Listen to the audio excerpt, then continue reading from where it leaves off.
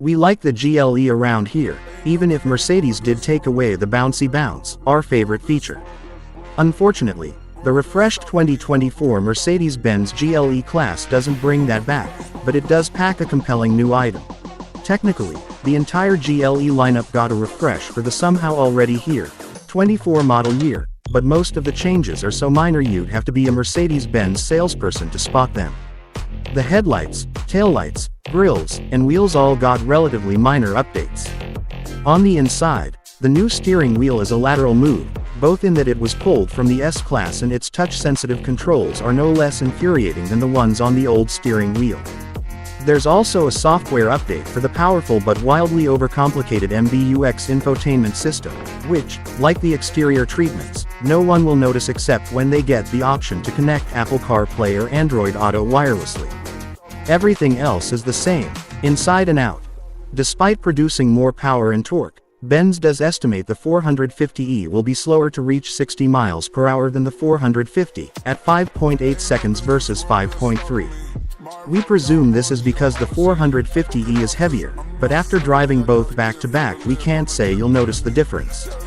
Half a second looks a lot bigger on paper than it feels behind the wheel.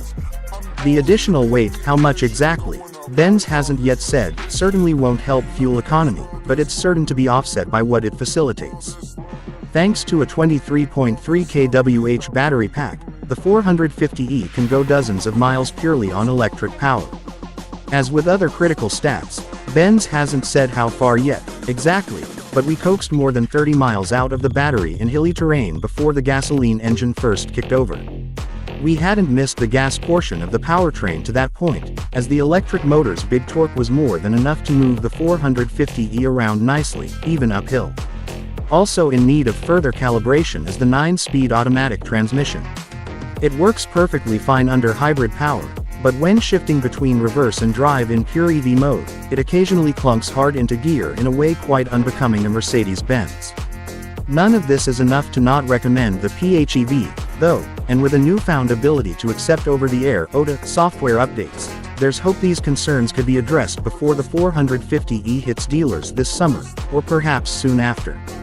With the suggested refinements, it would be hard to recommend any other GLE over the PHEV, unless you really want an AMG badge on the back. For now, though, the standard non-hybrid 450 is the best all-around GLE you can get.